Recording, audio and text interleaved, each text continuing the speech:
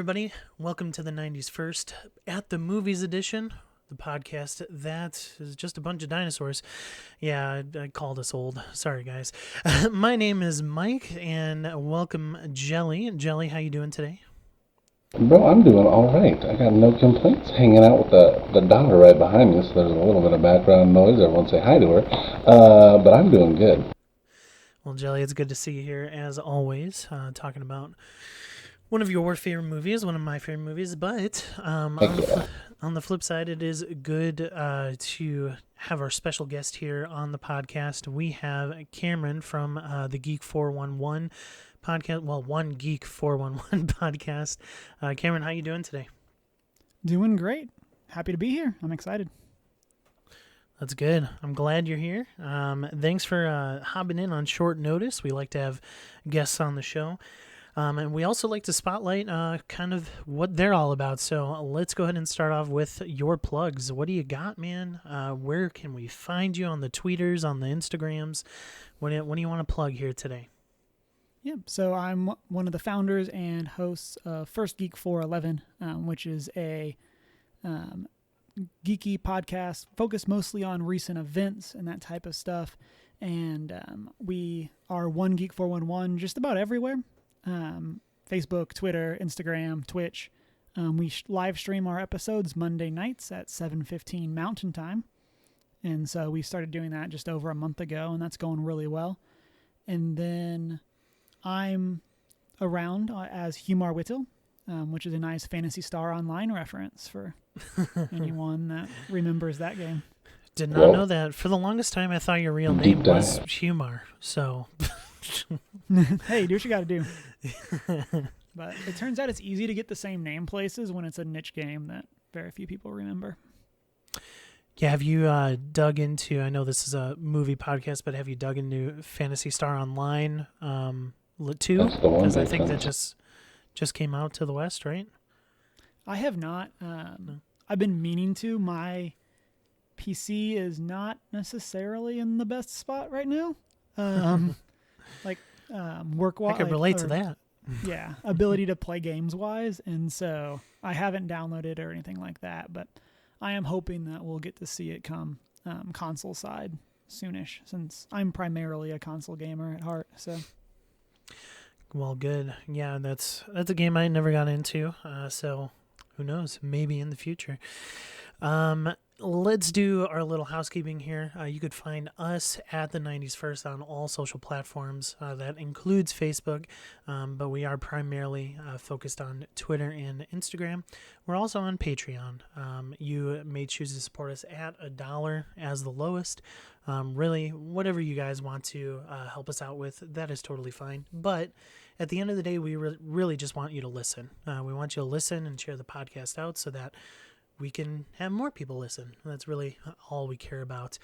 We also have a Discord server, which will be linked down below in the show notes. Go ahead and join that. So we could start the community growing there. Finally, we are going to be starting a book club here soon on The Martian, probably next week. I'm gonna get some socials out there. So please go ahead and check out the Patreon. That is Patreon exclusive book club.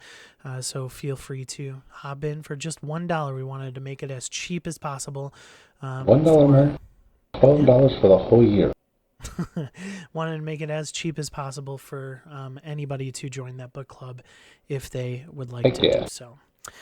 So, you guys ready to talk? Really quickly, we got to do a segment. We like to do a segment called Guts. If you have the guts, just like the 90s Nickelodeon game show, if you remember that. Cameron, we're going to ask you, it's going to be hard for me not to call you Humar because that's what I call you all the time in my streams.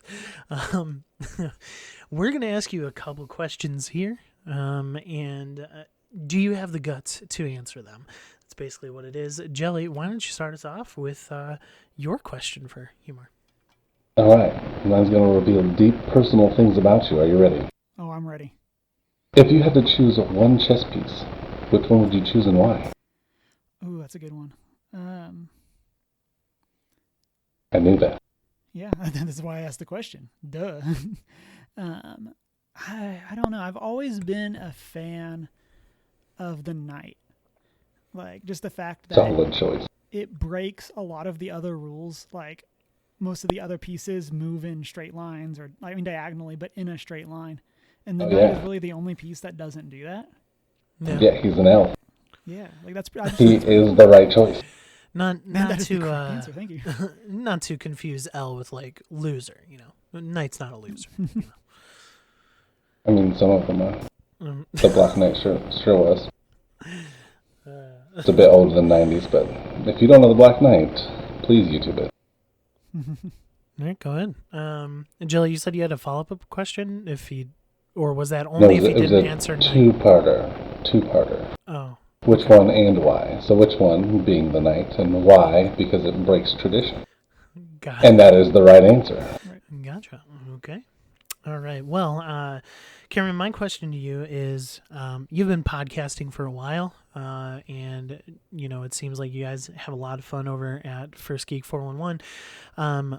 Let our listeners know what is your greatest tip to start podcasting, and just any advice that you have for anybody listening who wants to get into the adventure that is podcasting. I think the most important thing you can do is start. Like, your initial audio is probably not going to be good. You might not have an idea of what you're doing, and like that's okay. Like, we have 3 episode 1s. Nice. Like, only one of them aired, but like we have 3 episode 1s. And I think that is just getting that first episode out, getting it going, and kind of similarly getting on a schedule. Get your rhythm for whatever that looks like. Not necessarily that you have to always keep it, but we've pretty consistently recorded Monday nights for like 3 years. Wow. That just kind of has worked out. There you go.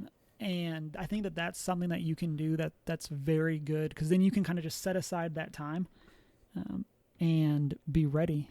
And let's see. Another thing is, I would say, is just make sure you're having fun. It really doesn't. Like, I mean, obviously, like, listeners are nice, and everybody should go check out First Geek 411 and listen. But like having listeners is nice. But the most important thing, I think, is or besides just starting, the most important thing to do is make sure it's whatever you want to talk about. Yeah. Like, you might like the odds of you becoming the next like Joe Rogan podcast or Stuff You Should Know or any of those is pretty slim. But just get out and have fun and get some listeners. Like, it's a blast. I like all that advice.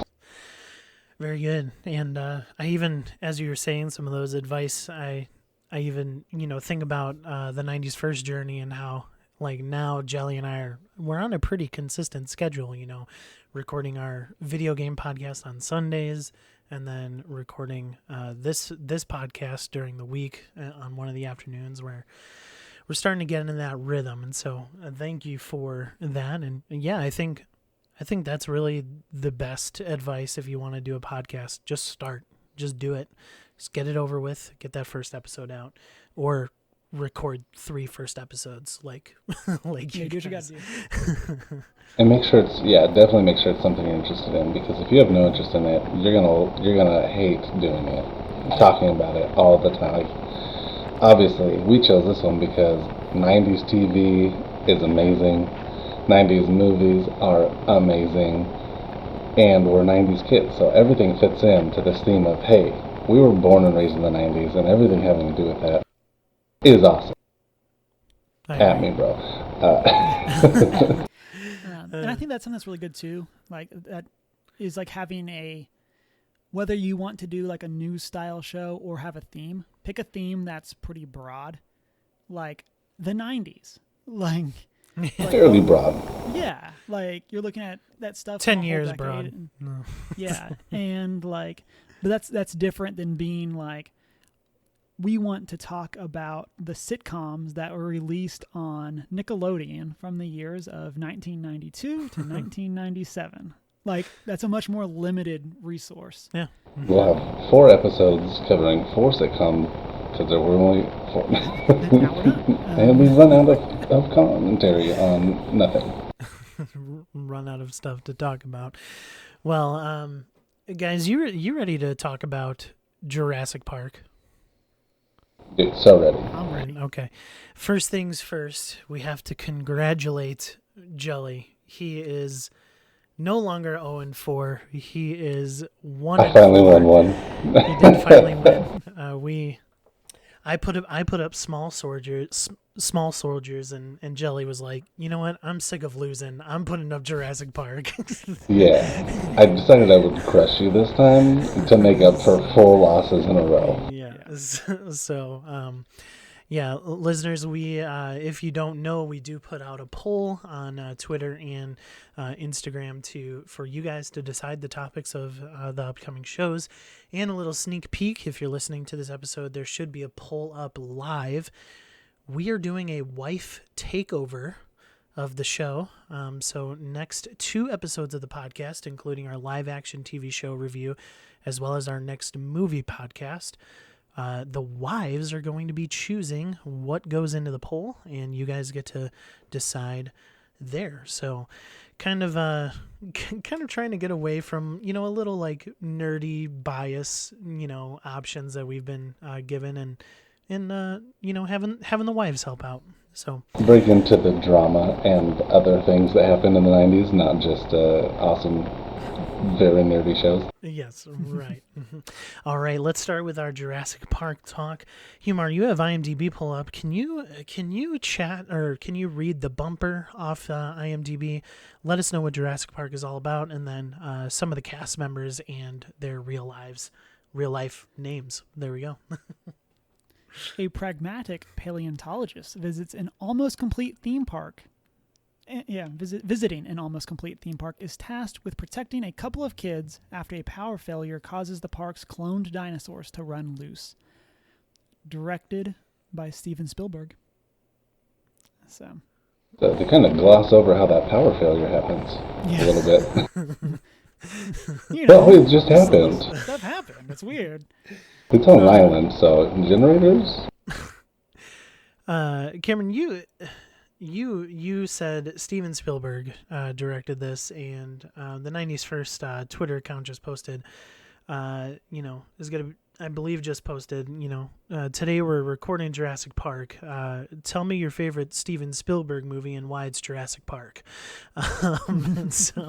So do you think Jurassic Park is your favorite Spielberg movie, or do you think it's at least top 2, maybe? Well, what do you think? Oh man, you're gonna make me like pull up his filmography and have to look into it. He's got a vast filmography of great movies. So like this is by no means like there is the Lost World Jurassic Park. I'm kidding. And he directed Hook, which so good. Mm-hmm. I'm a huge Hook fan. Are you trying to say that Hook is not good? Oh gosh, so scary. No. Hook is. Cameron? I mean, admittedly, Hook is not good, but it is a great movie. What? Like, Are we about to have a different podcast right now? Are you kidding me? It's so good. You'll just have to do Hook later and have me back on. Okay, that's a deal. Absolute deal. But I mean, Jurassic Park is definitely up there. I'm a big fan of the Indiana Jones movies as well. Mm-hmm. Like those are definitely classics. I think I'd be pretty hard pressed to choose between those 2. Okay, so top 2, Indiana Jones and which one are you pulling out? Raiders. I'd probably say Raiders. Okay, all right, gotcha. So Raiders, and then Jurassic Park 1 and 2 for Spielberg. You're saying? Think. Yeah. You nail it down to that. Like there's other movies like The Terminal is really good. Mm-hmm. I think. Okay, I think if we're gonna have a Spielberg off, we need to not do that, because this man has made some of the best movies ever. Schindler's List, E.T., Saving Private Ryan, Raiders of the Lost Ark, Jurassic Park. His list of great films, not something we should probably touch it. Jurassic Park is for sure top 10. I'll put it that way. Okay. But he's made iconic films. Yes. Films that not only are good, but have great meaning, that hold up, that show certain things or promote certain things. I mean, Spielberg is Spielberg for a reason.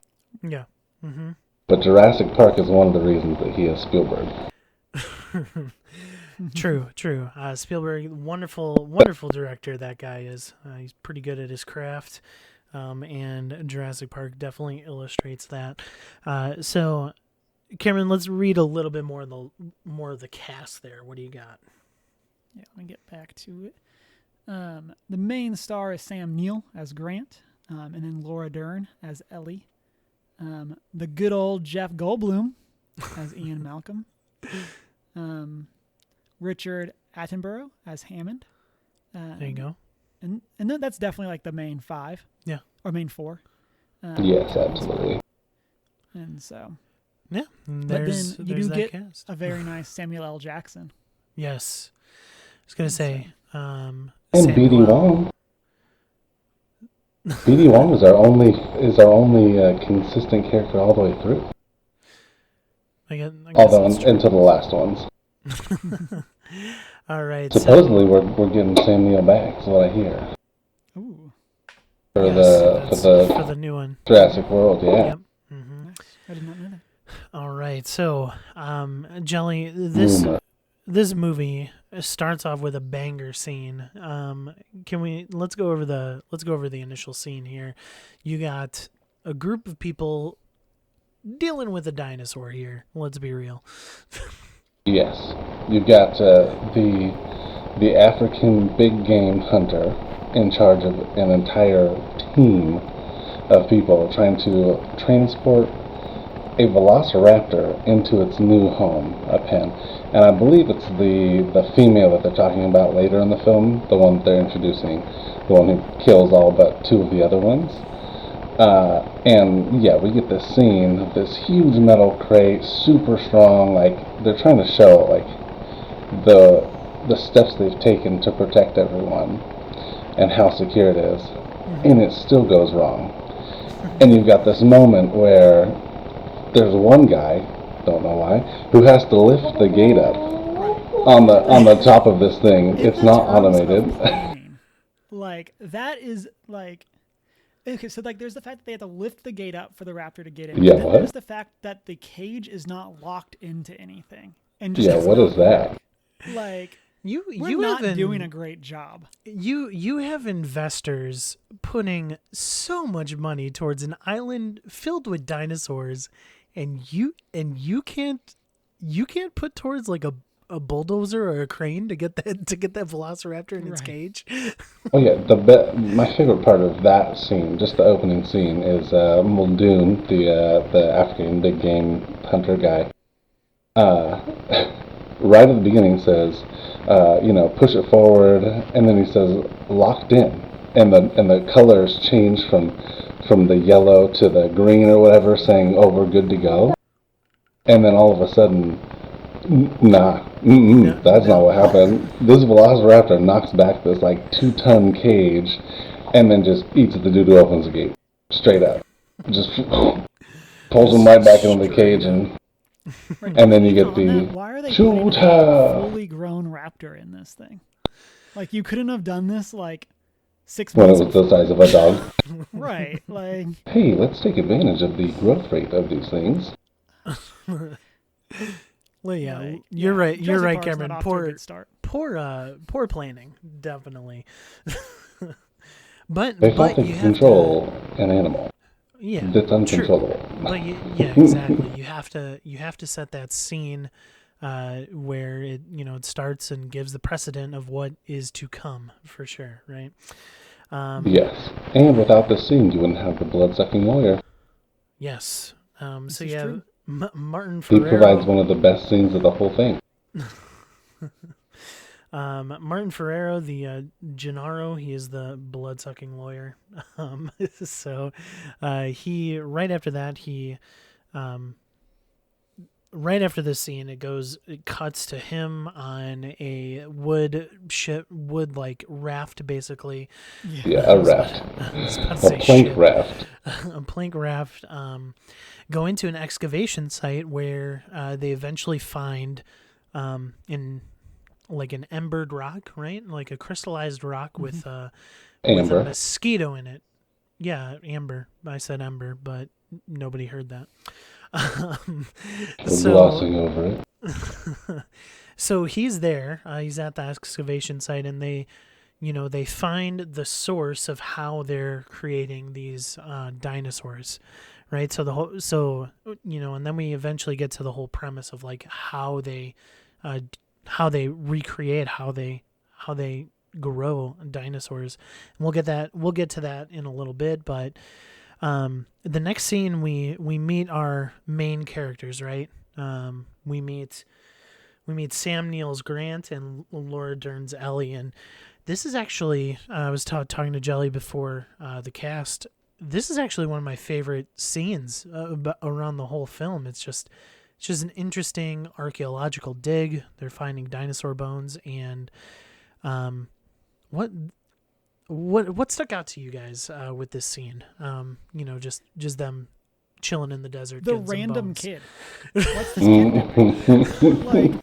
Like, what are they doing at a dig? Like, all the other people are like adults working on the site, and then this kid's just like, that doesn't look scary to me. Like, why are you here? Simply for the quote that comes next, which is perfect. And you stumbled on it, Cameron. That's the reason why this is my favorite scene, because Sam Neill's Grant just like completely floors this kid with just a talon, basically. Just What, I'm supposed to be just afraid of a claw. giant turkey?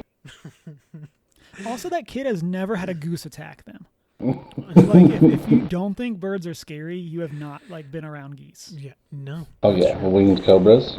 We had when I was in college, I went to a college that had a huge chapel on the campus, and I kid you not, like every spring there was this one goose, and I'm pretty sure it was the same goose, but he would literally fly up to the top of the chapel, and he'd be sitting there looking down at us students walking to and from class, and he would flap his wings, and he would yell at us like we were his minions. It was hilarious.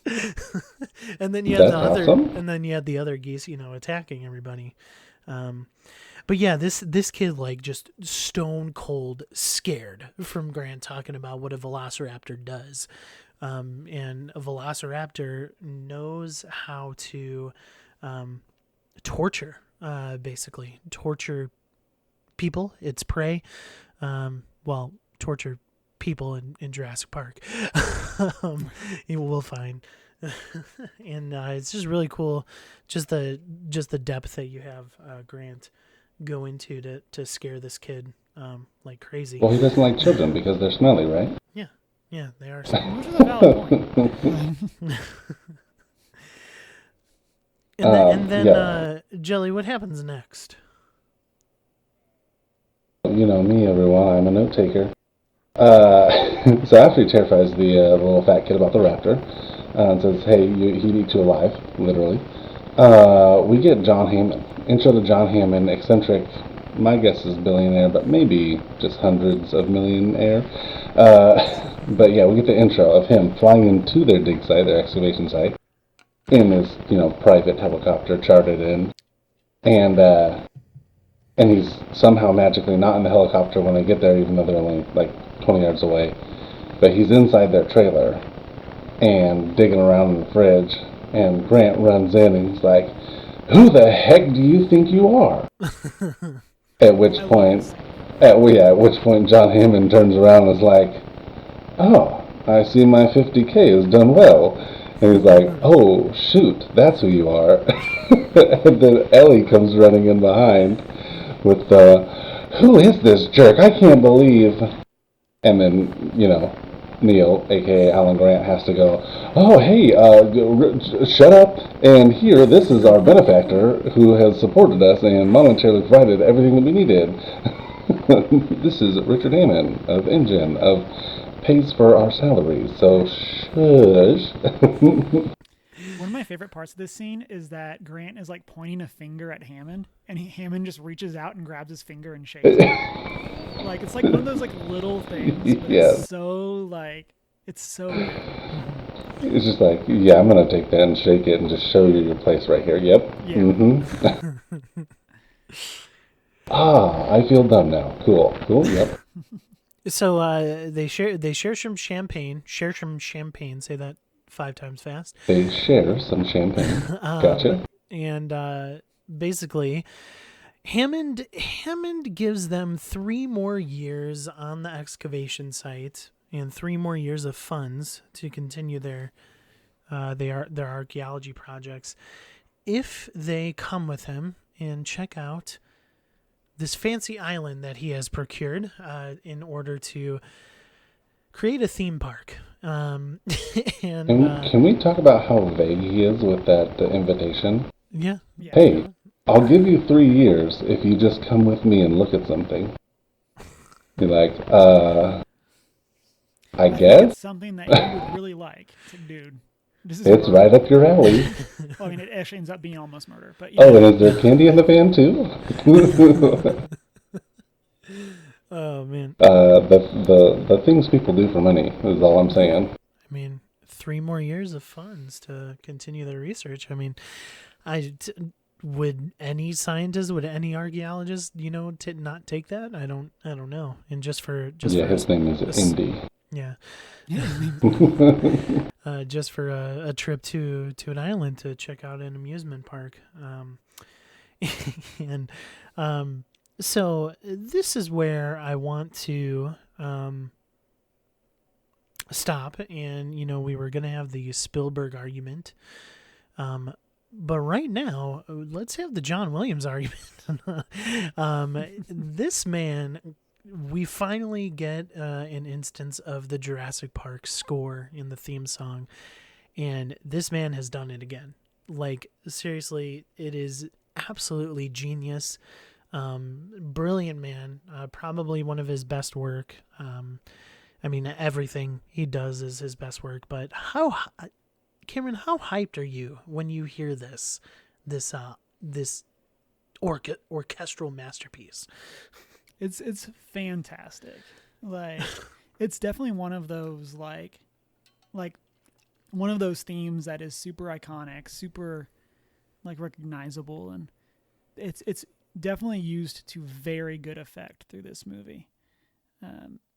Yeah, it's awesome. Jelly? I got nothing else to add. It gives you the feels every time you hear it. That's it. I mean, Gives you the feels.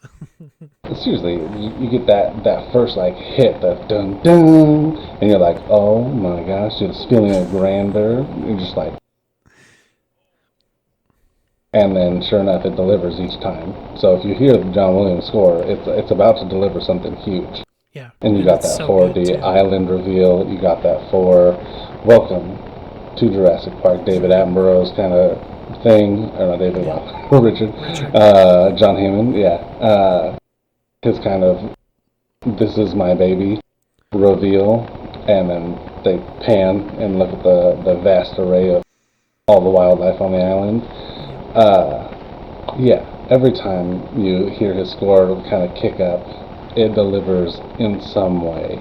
Whether it was, the darker scenes in the movie or these kind of grandiose, huge, epic reveals of flying a helicopter into the island or revealing what the island's about.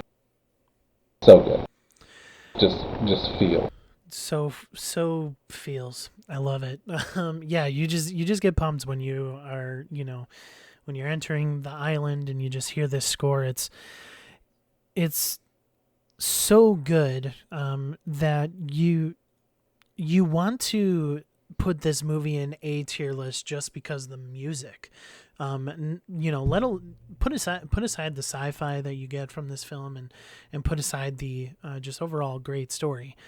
The music is fantastic. It sets it apart on its own. And John Williams is just a mastermind. He's brilliant. In the helicopter, Cameron, we meet for the first time Jeff Goldblum's character Malcolm, and for lack of a better term, Malcolm's the eye candy man in this movie. I mean, I remember later in the movie, after watching it again, he's literally just broken legged, laying there with his shirt half off, unbuttoned. That's looking amazing. They're looking good. I hope if I ever get my leg almost bit off, I look that good. Yeah. But Malcolm is he's also a scientist of chaos theory, right? Something Yes. like that. A And chaos theorist. yes. And so eventually we start seeing his understanding come to fruition when he understands what he got himself into. And he understands that okay, let's let the cat out of the bag. Spoiler alert: Jurassic Park. There's going to be a bunch of dinosaurs, and Malcolm doesn't believe that. What? Yeah, right. Malcolm doesn't believe that you can contain this type of life on an island with dinosaurs that humans don't really know all too well their behavior. Really. So Jelly, can you comment on that? Malcolm's right off the bat, right? He's correct. We know the ending of this Yeah, film, and we in the come to find out that helicopter. Malcolm's right. Yeah, in the helicopter, he's talking about chaos theory and how you can't know because different factors affect things. And then as we continue to be introduced into his character, as they land, as they talk, as they go on this tour, he has the mindset of, this is probably not great. Nature will find a way, and I think this is bad. My favorite quote, and I wrote it down because it's my favorite one that he has, is the when they're doing the automated tour, and he says, God creates dinosaurs, God destroys dinosaurs. God creates man, man kills God, man creates dinosaurs. And then Ellie says, dinosaurs eat man, woman inherits the earth. It's an awesome he, quote. he nails it on the head with that first part. Like, he said that they died out. They had their time. Right in the beginning, he's telling Hammond, hey, they had their chance. And the creator, the true creator, said, nah, that's a bad idea to put humans and dinosaurs together. I'm going to kill them all off. Uh, and yeah, this is when they're eating in the room before the tour even. And he's like, they had their chance, and he said no, like the real creator. And then you guys, without even thinking of the consequences, you didn't think of if we should do it. You just pushed, could we do it? Can we do it? Yeah, we did it. Not should we do it? And I think he's right from the start, from the very get go. He says, yeah, bad idea. We're all gonna die or do something terrible because the creator said, nah, we're killing the dinosaurs off, and then you went and were like, and then you expect it not to go poorly. He was right. Cameron, why does Jeff Goldblum's Malcolm kind of stand out in this film? So like I recently like did the audiobook for Jurassic Park, and it was my first time going through that. And like one of the things that's kind of weird is that like in the book, I think Malcolm is a much smarter person like than he is in the movie. They portray him better in the book. Yes. Whereas like Okay. I feel like in the movie he's kind of that's a very good way to say it. Like in the movie he's very much kind of just portrayed as like the funny math guy. Things aren't going to work out. Here's a quippy quote. And like he definitely stands out at like he's more of like comic relief in the movie, I guess is the way to see it. Like as much as he does offer those quotes and almost like voice of reason in some places, like in the he's still very much the comedy. And like I mean like the performance is top notch. Goldblum nails this. Yeah. Like I mean I don't know necessarily if I would say this is like his crowning achievement as an actor, but like it's definitely one of his best roles. Yeah. And I really enjoyed this character. I would like to have seen like a bit more of getting to see him be smart, I guess is the way to say that. Yeah. Like in the book, he is regarded as the leading expert on this idea of chaos theory. And in this, he's kind of just like, I'm going to drip this thing on your hand. I guess that's later. We haven't gotten there yet. But like that's kind of one of those things I would like to have seen more. But Yeah. I mean, you have a 2-hour movie compared to a 100 pages book. There's only so much you can do. Yeah, I think they kind of hinted at his genius in the movie, but they never portrayed him as like highly intelligent, like super smart.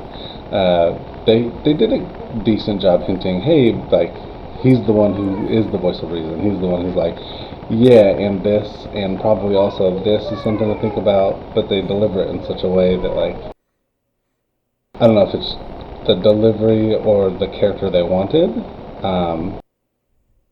But it's still iconic. I mean, Goldblum is Ian Malcolm is one of the roles that he's known for the best. I think the other one might be Independence Day, but those are the things that I think of when I think of Jeff Goldblum. Yeah. You mean you don't think of those apartment commercials that he's in right now? Thor Ragnarok. Thor, but I don't watch TV, so commercials. Yeah, I think Jeff Goldblum, he's a fantastic actor and fills this role. It definitely would be interesting, as you said, Cameron, to kind of see, a more nerdier side, a more more of a intellectual, than having that hey, this guy looks good but he's also smart type of guy, and the comic relief, but. All in all, I love his comic relief in this movie. I think it's warranted in the spaces that it does come out, and I definitely really enjoy his character on this. So yeah, and then kind of they get their tour and everything. You have the famous like DNA strand video with John Hammond prickling his. His Mr. DNA. I love Mr. DNA. Yeah. Like this is like iconic. I mean, I love a good exposition dump. And like I really like how they do it in this movie where it's like people watching are going to have no clue how this works. We'll just make an infomercial and explain how we did this. And it's just like it's so well done in the movie and it so quickly explains why there's no way the park can work, because like the Grant, Ellie, and Malcolm want to see the eggs and they just get up, lift the bars, and walk out. Yeah, that's not good. Yeah, those bars really have a terrible. What's with the locking mechanisms in Jurassic Park? Right, they're just not good. They were designed by Nedry. Yeah, that's all you need to know. They're just not good. But yeah, they jump out. They're ready to see this process face to face. They're sick of this infomercial, and they see a little baby velociraptor, come to life. And then you have B.D. Wong's character Wu, Henry Wu. Yeah, so he's like Jelly said, he is one of the characters that you see in the newer films as well. But the only. Yeah, he's the only character that made it to Jurassic World. To Jurassic World tiny. Specifically. Mm-hmm. Yeah, like he's basically just like a side character in it. I didn't remember that, like, because it's been a while since I've seen this, and so like, yeah, I thought he was a much bigger part of this. Yeah, movie, but no, he's pretty much only in this one scene. Yeah, especially looking back at it with Jurassic World, with him being such a pretty much one of the prominent villains in that movie, Jurassic World, and yeah, just to see him, he's literally in one scene. But in his one scene, he is the chief engineer for that, the geneticist. So I can see their whole follow through into he's going to be the boss one day, because he's running the show. Even though he was that small character in the movie, he's really not important in Jurassic Park. I mean, literally on screen for maybe, 30 seconds, the entire movie? Maybe. Mm-hmm. And he turns out to be the big bad, which is kind of cool. Yeah. All right. Moving on, we have basically gotten to the point where things are about to go down. They realize that a huge storm is going to roll in, and you have Nedry. Nedry is an interesting character. He is basically the little foil in the plan of Jurassic Park, and basically, in a sense, sets a virus out basically to the whole park, to coincide with this storm that he knows that's coming in, and basically shuts down the park. And when you have dinosaurs, like big, massive, scary dinosaurs in a park that has no power to contain them, I think something's gonna go bad, right? But Jelly, what was Nedry's overall mission here? What was he trying to do? So touching on one thing, I don't think he foresaw the storm happening. I think that just happenstance coincided Coincidence. at his time of espionage. Early on in the movie, we see Dennis Nedry meeting with Dodson. The classic line, Dodson, Dodson. Nobody cares who you are here. Mozambique here. Yeah, see, nobody cares. It's always good to see the meme in its natural habitat. Yes. That's great. If you didn't know where that was from, now you do.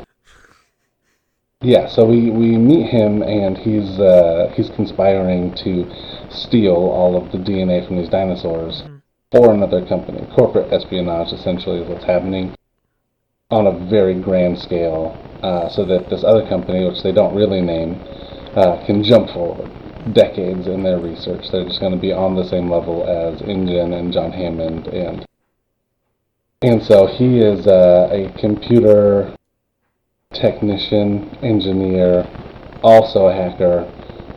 He designs this virus to shut down all the cameras and open all the door locks so that he has a clear path for 18 minutes so he can get into the cryo room, steal all the samples he needs, and make it through every gate to the docks without being hampered by anything. Yeah. But stuff goes wrong. Yeah. Stuff goes wrong. In a bad way. And he didn't make it to the boat. Bad way. And then Cameron, this is really where we're introduced to what I truly believe is the brilliance of Jurassic Park. Things go awry, and we are introduced to the T-Rex. And the T-Rex is not specifically what I'm talking about, but rather the special effects and the CGI and everything in this film is top notch. And we're talking about a 90s film here. Cameron, can you touch on 93. That? Right. I think that was probably my most surprising thing rewatching this was just how well it all holds up. Like, because it's so easy to do a cheesy dinosaur movie, but like all in all, like, especially again for it being 93 to what you were just saying, like it's so amazing how well everything is done, all those effects. I mean, especially the T-Rex, but not like just the T-Rex, but like they do so well. And like I said, it honestly surprised me rewatching the movie. Yeah. Just how well it was. It was done. The moments you see CGI don't overwhelm the practical effects side. Like, I believe both of them coincide just so perfectly with the practical effects almost outshining the CGI. Just seeing that T-Rex and they do. Yeah, just seeing that T-Rex and you know that it's not a CGI dinosaur. It's actually an animatronic that they built and created to look that good in a film made in 93 is just brilliant, and it absolutely holds up. You're not wrong at all, Cameron. Jelly, you got something on that? No, just the way they were able to meld the two, the practical effects with this computer generated CGI graphics, is so good that in 2020, and we're removed almost 30 years from this movie now. I was watching it and thinking how many movies, especially like movies made today, the B-list, the sci-fi movies, what they could learn. And I understand Jurassic Park had a huge budget and they were able to do things, but with how far our technology is from there, the CGI they were using back then can't cost what it did back then. So I don't understand why there's movies like there are today when in 93 we were given this, this example, this almost perfect example of combining practical and CGI effects into the perfect cohesive thing. Yeah, with from the very beginning when they show that big kind of sweeping scene of all the dinosaurs in the valley, Oh yeah, looks it looks great. looks I mean, gorgeous. the whole thing looks great, and it's because the whole thing was computer generated, and I understand that. And only for a second are they in the foreground, but then they cut the characters out of the foreground and they just do the dinosaurs. But it worked that way, and it Yeah, was smart. The way that they did it worked in such a way that you lose nothing watching. You know, they kind of push in on just the CG, and it just continues, and you don't even think about it. Your brain is tricked. Your brain falls for it. But it falls for it every time yeah, throughout the entire movie. There's not a point where you're like, no, that just looks terrible. yeah, I mean, from the raptors to the practical effects of the Triceratops, when they had a real giant Triceratops sitting there yeah. that Mm-hmm. breathed. It was amazing. It looks great. Yeah, It's phenomenal. the running from the herd of dinosaurs in the field after escaping the T-Rex. All of it. I mean, Yeah, I you did. There name it. wasn't a moment that pulled me out where I had this disbelief. The whole time I'm watching it, I'm pulled in and I'm there the whole time. I couldn't agree more. Yeah. All Oh, right. surmised perfectly. You're welcome. Yes. So moving on, we get to, pretty much besides the end, and besides the raptor stuff, you get probably one of the more iconic scenes of just like the T Rex battling some cars and kids moving, Oh, and yeah. Grant's sitting there, he's like, stop moving, stop moving, but kids don't understand Turn that. off the light. Turn off the light. Yeah, kids don't understand that, and you got an adult that ran and let them go, and was more of a wimp than the kids were almost. Oh, you In mean the the lawyer who lawyer. just abandoned Yep. them? And Just runs away from these kids? Ferrero. Yeah, I'm checking out. This is what I'm calling it. Yep, and we see his demise come pretty shortly thereafter. And then we also see Very fitting. Malcolm, Jeff Goldblum's character, kind of get hurt in this scene as well. But just once again, harkening back to the effects that you have, just the way they filmed this whole scene with the cars and the T-Rex, and the kids doing such a phenomenal job acting, in my opinion. You have Ariana Richards as Lex, and then you have, where is it? Joseph Mazzello. Joseph Yeah, Mazzello. as There we Tim. go, as Tim. And they're just really good. And but the T-Rex is a little better, right? they kind of get thwarted. They get thrown off a cliff, into the T-Rex's pig pen, basically. Enclosure. It's an enclosure. Whoa. Well, pig pen's synonymous with that. Also an enclosure. Why not both? Cameron, why don't you comment on just really the heightened like anxiety that you get from some of these scenes. I mean, one of my favorite scenes in all of Jurassic Park is that car scene where the car is trapped in the tree and they're climbing down trying to get Tim down from the car. What do you got on that? Yeah, I think that is, like, that scene in specific is a great example of, like, I guess you could say, putting something scary in a movie without making it be about the dinosaurs. Mm-hmm. And I Yeah. think that was something that's very well done, because, like, I think you can only handle so much of, like, T-Rex doing T-Rex things at one time. Right. Like, and it just kind of feels like it would have become, oh, they're running from the T-Rex again. Oh, they're running from the T-Rex again. But, like, having this moment of trying to get Tim out of the tree, I think it's very well done. And like I said, it gets that you said anxiety. It gets that like blood pumping. Yeah. I don't know why you just don't go to the other side of the tree and wait for the car to fall, but that's besides the point. Yep, I was gonna touch on that. But Hey, it go left or seems right? Like yeah, just don't go straight down under the car.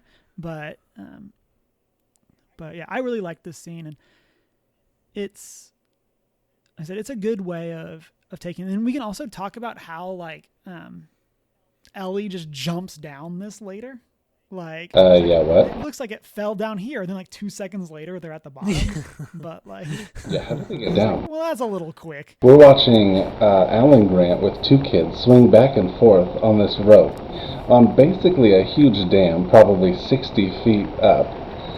And then, yeah, the next scene, Ellie's looking down and she's just down there with a flashlight searching. You're like, wait, what? Did she rappel? And then she's back up top, just as quick. Just as quick. Right.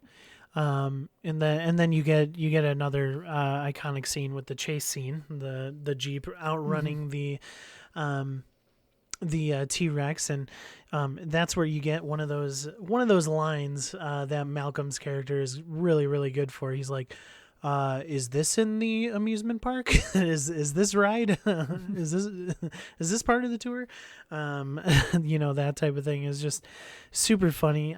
Super. I don't know where I was going with that. Super funny, super hilarious. It was funny. That's where you're going with it. Yeah, there we go. It's also set up. The scene's set up very well earlier in the film, where they dropped we clocked the T-Rex at 32 miles per hour. Yeah, which is kind of crazy that these Jeeps can't do more than 32 miles an hour. Like Jeeps go pretty quick. They just got to get to like. But it's Jurassic high Park. enough gear. It's Jurassic Park. It's 0 to 60 is very terrible, apparently. 48 seconds, 0 to 60. Yeah. All right, moving on. Let's talk about some of the other iconic dinosaur characters. Really, the Velociraptors. They're just awesome in this film, and Oh yeah, the kitchen scene. to be frank, I think they're scarier than the T-Rex in this film. Just their ability to be sneaky, and their their ability to open doors. I mean, come on. Yeah, I think they set that up from the beginning with from the dig site. From the dig site, with him scaring the kid. These are pack hunters. You're looking right here, but they're coming from the side, and that's when they're going to get you. I think from that moment, we know who the real bad guy is in this. The real scary dinosaur isn't the T-Rex. That's just big. They know how to foil a T-Rex. All you do is stand still, and they proved it. They proved it in that car scene. If you stay still, you're fine. T-Rex will move right past you. The Velociraptors, though, no way. That every time they're going to get you, and they prove that from the opening scene. The opening scene was Velociraptors are scary. They're powerful. They're strong. There's something to watch out for. And then they kind of gloss over. Oh yeah, the T-Rex is the scary one though. He's going to eat this goat. Okay, I guess that's scary. But you're suckered into it. You're like, oh yeah, the T-Rex is bad, and they have this big scene where the T-Rex devastates all this and destroys because he's big. Yep. And then they remind you, there's Velociraptors. Yeah. Don't forget about them. Yep. And the Velociraptors is where poor Samuel L. Jackson's character Arnold meets his faith. Faith meets his fate. There we go. That's the correct word. And also the Muldoon, the African games hunter that Jelly said earlier. Bob Peck's character, he meets his fate there, and then you have Ellie really running away from the Velociraptors, and then during all this, Grant, he's chilling with the kiddos, and he's trying to find his way back to the main building, to get back to everybody and to get off this island. I don't know if you know this. I think we'll move on to the kitchen scene, but I don't know if you noticed, but there's a scene where Tim gets electrocuted and his hair is just wild. It's everywhere, and I don't know if you noticed this. Going to that iconic kitchen scene with the Velociraptor and the kids. Tim's hair is perfect in that scene. Did you notice that at all? His hair is perfect. It's like combed just nice and neatly. No more electrified hair. He had a cake. I didn't notice that. I'm gonna have to Definitely pay go attention check next it time I out. watch. It's pretty funny. But yeah, you just kind of have this creepy scene of them in the kitchen and the kids trying to run away. And honestly, when I was watching this, as a kid, in middle school, high school, whenever I saw it, I don't even remember. This was a scary scene for me. What about you, Cameron? I'd definitely say I think this is the scariest scene in the movie. Yeah. Is this kitchen. Absolutely. When they're up in the ceiling tiles, and like you see the freaking thing pop her up, the hunting them through around the cabinets, you feel you feel for the characters, you feel the anxiety as you're sitting and watching. Like for me, and I watched this at a pretty young age, and I've let my son watch it at a pretty young age, and I agree. I think that this scene, hands down, the scariest scene in the movie, solely for the purpose of you feel as if you're being hunted just like they do. Yeah. You're able to resonate with them so well as they're hiding from these apex predators. And every sense of that term, apex predators, these guys are the top of the line, way better than humans. Humans are supposed apex, dude, we're flesh bags. We die easy. Velociraptors, made for killing things. Yep.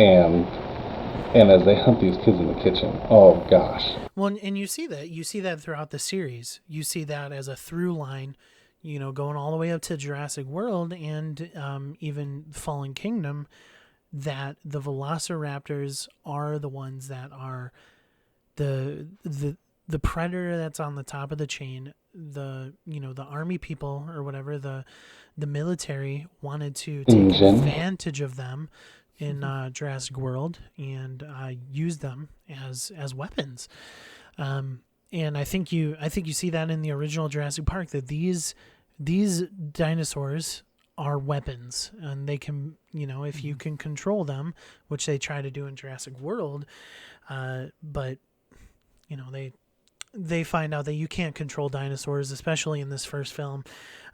Jelly, you hinted at it. Then the very next scene, they're kind of running away from the Velociraptor. He finally gets into the room that they locked, and then you have that one scene where he pops into the grate, and the kid is on top of the Velociraptor, and that's just so freaky, man. And oh yeah, heart pumping. Oh yeah, heart pumping, and then. Cameron, what happens next? I believe we have up next probably the most iconic scene in this whole film, to be honest. What do you got? So from here we have them getting into the control room. Right? Or right after that. Right after that. Okay. We're at the end of the film now, basically. Back into the main entry, atrium, yes. Kind of foyer. So we have. I want to say quick shout out though. Yeah, go ahead. Backing up to the control room. One of the things that I loved about this is that they had Lex be smart. Oh yeah. Like smart girl. Boom. Yeah, like shout out to that. Like that was one of, like in terms of changes from the book to the movie, I think that's one of the best ones. Is they handle Lex much better. Oh really? In the movie. Gotcha. Yeah. So in the book, their ages are flipped. Tim is the older brother. Lex is the younger sister. Oh, really? Oh, okay. And she's kind of just the annoying little sister trope, which isn't great. And so, and like Tim is they kind of split Tim's personality in the movie. So like in the book, Tim is the dinosaur guy and the computer guy. He does all of those roles. Really? Gotcha. So they split it and gave Lex the smart. And he's the dinosaur kid, obsessed with dinosaurs. That's good. That's cool. But they gave Lex the brains. Yeah, that is amazing. I didn't know that about the book. I haven't gotten that far yet. I thought that was a really cool change. Yeah, good change. So then we had the moment where they're in the atrium, they're in the welcome center, they're getting cornered by the Velociraptor, and about to get got. Oh yeah. Except who comes in? T-Rex grabs this Velociraptor, chomps it. The other one jumps on it. And then we get the scene where the banner falls in front of the T-Rex. Yeah. Oh, best scene. And, One of the and yeah, most it's just iconic so scenes. perfect. Yeah. You get the what's the banner say? Where It's, dinosaurs are alive or once something. ruled the earth Once or- ruled the earth, something like that. Yep. yeah, Um, and yeah, so good. So good. And you know, they in Jurassic World, they harken back to that. You know, they had the raptors fighting the Indominus Rex, you know, that type of thing. It's because they had to. You have to go back to this iconic scene to end Jurassic Park, and the T-Rex shows that although the Velociraptors are definitely high on the predator list, that the T-Rex is still the big bad. He, you ain't Size messing does with win me. sometimes. You ain't messing with me still. I'm gonna destroy you. And eventually, you know, kind of the T-Rex saves everybody. You know, Sam Neill's character, you know, Grant, he finally gets into a Jeep with Hammond, and Malcolm's there already, the kids go, and Ellie's in there, and Grant goes, "Well, Hammond, I could safely say that I do not endorse this park." I love that line. And Like Yeah. it's so like it's such a cheesy movie line, but like perfect. it's just so Yeah. good. And then Hammond even ones up it, and he's like, Yeah. neither can I. so, so let's, you know, we're kind of at the end of the film. Not kind of, we're at the end of the film. Let's talk really quickly about, you know, just character development. What I think Grant's character development is potentially the best. And maybe Hammond's a pretty close second. Cameron, what type of character development do we see in Grant, especially harkening back to that final helicopter scene? Mm-hmm. So throughout the movie, we've had Grant and or Alan and Ellie, I guess, kind of bickering about this wanting kids thing. And it's at the end we very much get that like he very much has kind of fallen into that father role to these kids, and like even through like his initial annoyance, especially with Tim. Yeah. Like Oh yeah. he's very much kind of come to be the protector. And so that's probably his biggest growth. Yeah, I couldn't agree more. You get the kid or the the kid hating. They're smelly, they're gross, they're ugly, they're mean from the beginning, and yeah, the entire movie is the growth of him into uh, a father figure. I guess kids are more than just piles of suck. They do offer some good stuff too. And then by the end of it, it's like, oh wait, I see the value of kids. They're actually pretty great. Yeah. So yeah, I think that growth is great. One for his character, and two for to show in the movie like, hey, this is a good thing. Kids are good. Like there's value in kids and how smart they are and how quick they learn and the things they do. Yeah, it's awesome. Yeah, I think Grant is a wonderful character in this, and you know, in a movie that is not necessarily out there to build characters tremendously. I mean, this is supposed to be about dinosaurs and supposed to be about that science fiction aspect here, but to see Grant's character development, you know, show up in becoming a father to these kids who aren't even his kids. I think it's a fantastic move by the series, and showed some heart into this original film. Well, Cameron, here at the 90s First, we rate our shows and our TVs, our shows and our movies on a scale of 5 out of 5, but you must use something from the movie as your 5 out of 5 scale. So what do you got here? Ooh. We'll do 5 out of 5. Are we allowed to do decimals? Yeah, if you want. Yeah. You do what you Where do, we you at on man. this? I will say like a 4.8 Jurassic Park lunchboxes out of 5. Dang. That's a good one. So why the 0.2 off of the perfect 5 out of 5 lunchboxes? So I don't want to be that person that's like the book is better, but like, because I do, like I said, I do think that there's a lot of things that the movie, like I said, specifically with Lex and with Ellie as well. I think the movie handles both of those female characters much better than the book does, in terms of like them actually doing things and being important to the overall plot. One of the things that I guess like I'm not a huge fan of the ending. I guess we'll say it that way. Like it just kind of feels like the T-Rex got the raptors and then we walked out of the building and it conveniently didn't chase us. Yeah, wait, like, what? It just, like I said, it just feels like we ran out of budget or we ran out of time ending. Gotcha. And like, I don't know. I feel like they could have done, there's something else you could do there. Yeah. Some way of escaping a T-Rex that should definitely be following you, especially if it chased after you in a Jeep. Yeah, I would have Right. liked another And- Jeep T-Rex chase scene. I wouldn't mind that. Right. But like, I mean, overall, I mean, I think the ending is good. I would like there to have been more. And that, I think that is my chief complaint with the movie. Okay. All right, 4.8. 4.8 0.2 is lunchboxes. 4.8 Jurassic Park lunchboxes out of 5. Jelly, what is your rating? I'm gonna give this.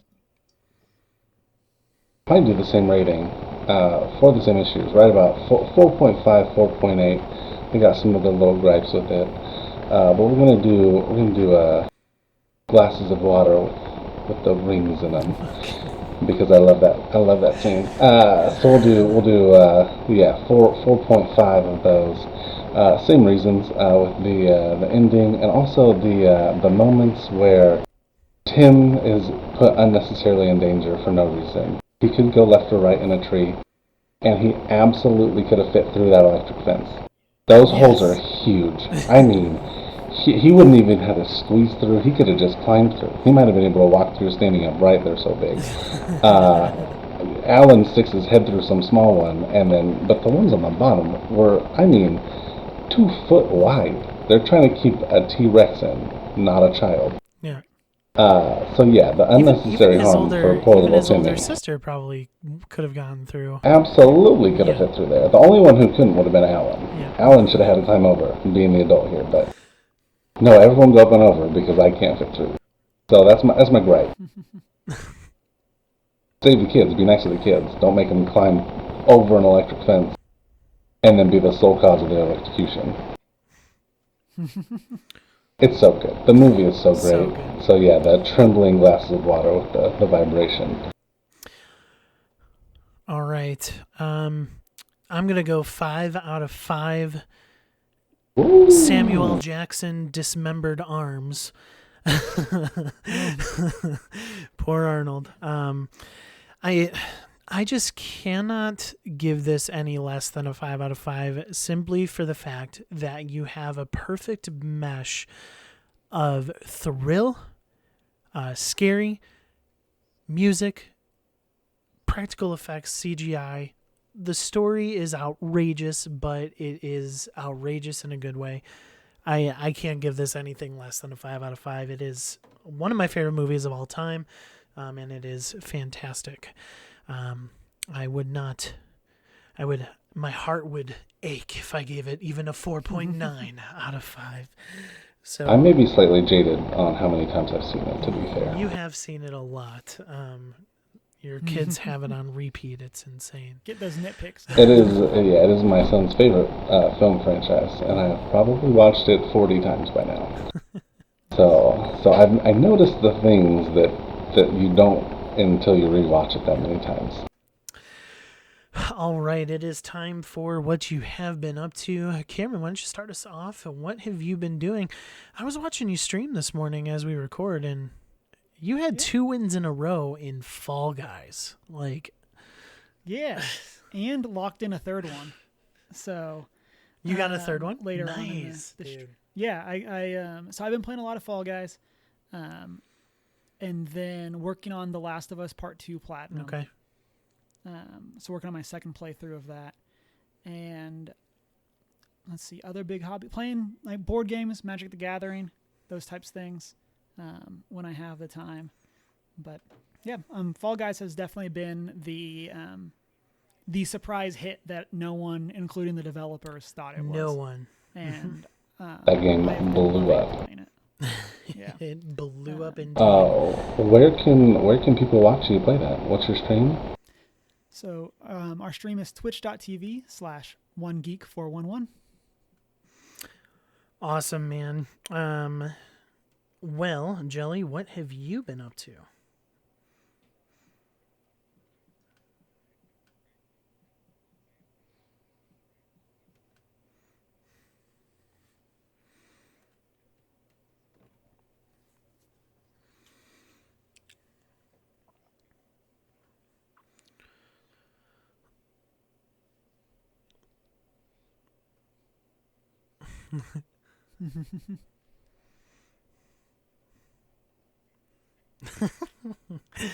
Oh, that's funny. I feel that. That is funny. I've been playing Apex. I've been, since Chadwick Boseman passed away, I've been watching the 4 Black Panther appearances. So I finished Civil War, which we can have a different discussion on it, but to me, Civil War is one of my top 5 MCU films. I agree. Not forming a full list in my head right now, but like it's definitely one of those. Black Panther is next on my agenda, and I'm a little bit into that, so good stuff there. Yeah. And then on that, I talked about it. I rewatched Black Panther over the weekend, and there's this scene. Spoilers in case someone for some reason hasn't seen Black Panther. There's this scene where T'Challa is fighting Killmonger on top of the waterfall. And that scene just got me. Yeah. Like I actually had to skip through a little bit of that fight, and I was just like, I mean, I know he's fine, but it just that just hit me. But yeah, just that movie, it's so good. It's so amazing to see the impact that that character and that movie in specific has had on so many people. I couldn't agree more. And this a little sneak peek. We are going to be having a special tribute episode here at the 90s First for Chadwick Boseman in general, and we are going to have Cicero Holmes, who has been on the podcast before, come and chat with us about the impact of Black Panther and Chadwick in general on the Black community. So we're actually really excited about that. Recording that tomorrow, and that'll be a special episode this weekend. Yeah, so other than that, just been playing Apex. I've been playing a game called Drake Hollow. Shout out to Game Pass for just throwing out just some random awesome stuff. Drake Hollow is this community builder game and then an adventure game, in the sense of State of Decay, where you build your base basically, and then you go out of your base to gather resources. But one of the cool things is that you are building your base with these things called drakes. They are like pets, basically. Not pets, but like little plants. But they move, and they're organisms that can give you special abilities. Like the current ability that I have on is when I scavenge, I have a higher chance of gaining a lot more resources than normal, so that type of stuff. And then you kind of are trying to defeat the villain that has plagued the world, basically. So that's kind of what I've been doing, and kind of still trying to get my way through Harry Potter and the Half-Blood Prince. Still about halfway through on that. Wow, Jelly. Been planning things. Goodness. I've been planning things. Okay. Yes, they are. To end our podcast here, we are doing a new segment where you guys have the chance to comment and throw some stuff into our episode. So every single week we have a podcast. We'll throw out a question, and just have your thoughts and stuff on the podcast. So this week, obviously, the Jurassic Park theme. We wanted to know your thoughts and your comments on the scene, on the movie. Isaac from the Infinity Bros, who has been on the podcast before, he says it is a classic, epic and innovative combo of animatronics and CG, and amazingly still holds up. One of my favorite movies of all time. And then we have none other than Jelly's wife herself. She says, Dropping knowledge. she said, did you know that the T-Rex from Jurassic World is the same T-Rex from Jurassic Park? Did you guys know that? I just learned that. I didn't know that, and I should have known that. I mean, she's your wife. You should know that. I did know that Whoa. because I was a nerd and read all the articles necessary before that movie came out. So I did know that. You are a nerd. Cameron, Man. did you know that? I did not. That definitely seems like one of those things that like gets mentioned in passing in some way, and then like I just forgot, like that kind of thing. Like I would not be surprised if I had known that at one point. Yeah. I did not know it. I did not know it 5 minutes ago. Well, now you know. All right. Now we all know. Now we all know. All right. This has been the 90s First at the Movies. Remember, you could follow us and continue the conversation over at Twitter and Instagram and Facebook at the 90s First, as well as join our Discord server, which is down in the show notes below. Invite is ready and open for you guys to join that, and as we start building a community. And as always, if you would like to support us monetarily, we do have our Patreon. That is not our goal here. Our goal is to just create content and have fun doing podcasts. Cameron, thank you so much for joining us on this episode edition of At the Movies. My name is Mike. That's Cameron. That's Jelly. And we'll see you later. Later.